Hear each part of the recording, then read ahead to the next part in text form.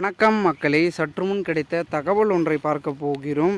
அதாவது தமிழகத்தில் அதிமுகவிற்கு 45% வாக்குகள் மேல் கிடைத்திருக்கிறது. பிரசாந்த் கிஷோர் பரபரப்பு அறிவிப்பு. இந்த ஒரு தகவலை பற்றி தான் நாம் பார்க்க போகிறோம். தகவலை பார்ப்பதற்கு முன்னதாக நீங்கள் நம்மளுடைய சேனலுக்கு புதிய பார்வையாளர்களாக இருந்தீர்கள் என்றால் மறக்காமல் நம்மளுடைய சேனலை சப்ஸ்கிரைப் செய்து வைத்துக் கொள்ளுங்கள் மக்களே. தற்பொழுது பிரசாந்த் கிஷோரா யார் அப்படின்னு நிறைய பேருக்கு தெரியாமல் இருக்கலாம், நிறைய பேருக்கு தெரிந்திருக்கும் வாய்ப்பு இருக்கிறது.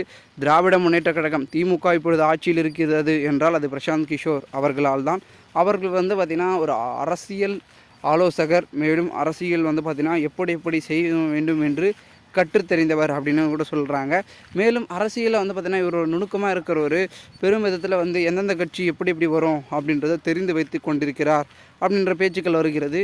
அதாவது திமுக பார்த்திங்கன்னா பெரும்பான்மையாக இப்போ பார்த்திங்கன்னா நிறைய விதமான விஷயங்கள், அந்த ஆடு, அதுக்கப்புறம் பரப்புரை எல்லாமே பண்ணதுக்கு முக்கியத்துவமான காரணம் இவர் ஆவார்.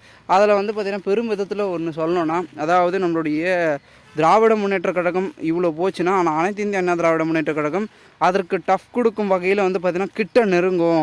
ஏன்னா மெஜாரிட்டி என்பது சட்டமன்றத்தில் நம்மளுடைய அதிமுகவுக்கு கிடைக்காவிட்டாலும், அதாவது நாடாளுமன்ற தேர்தல் அதில் பார்த்திங்கன்னா பொதுமக்கள் பார்த்திங்கன்னா ஒரு திருப்பத்தை, இது இல்லைனா அது அப்படின்றத ஒரு மாற்றத்தை பார்த்திங்கன்னா அவர்களுக்குள் இருப்பதால் கண்டிப்பாக அவர்கள் ஒரு முக்கியத்துவமான வாக்குகளை சிந்தாமல் சிதறாமல் மற்ற கட்சிகளுக்கு அளித்திருப்பார்கள் என்ற ஒரு தகவல்களும் பார்த்திங்கன்னா அரசியல் வட்டாரங்களில் பேசப்படுகிறது.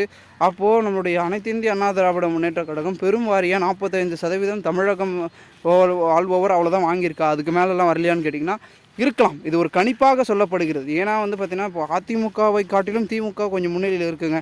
ஏன்னா ஆளுங்கட்சியாக இருக்காங்க, இப்படி செயல்பட்டு அப்படி இப்படி பார்த்திங்கன்னா வாக்குகளை பெற்றுருவாங்க. ஆனால் நம்மளுடைய அதிமுக தற்பொழுது எதிர்கட்சி தான். எதிர்கட்சியாக இருந்தாலும் கூட எம்பிக்கள் தொகுதிகளை அதிகமாக பெற்றுச்சுன்னா தட்டி தூக்கிடும்.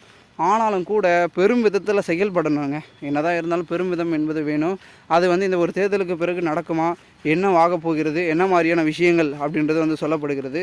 அதனால் கண்டிப்பாக பார்த்திங்கன்னா அந்த நாடாளுமன்ற தேர்தலுக்கு அப்புறமா பார்த்திங்கன்னா அதிமுகவில் பிரசாந்த் கிஷோர் உதவி செய்து அதிமுகவை மீண்டும் ஆட்சிக்கு அமைப்பார் அப்படின்றது தெரியல. ஏன்னா இதுக்கு முன்னாடியே கூப்பிட்டுருக்காங்க, இல்லை நாங்கள் பார்த்து கொள்கிறோம் அப்படின்னு நம்மளுடைய எடப்பாடி பழனிசாமி அவர்கள் தரப்பினர்கள் சொல்லியதாகவும், அதனால் பிரசாந்த் கிஷோர் திமுகவுக்கு வேலை பார்த்ததாகவும் கூறப்படுகிறது.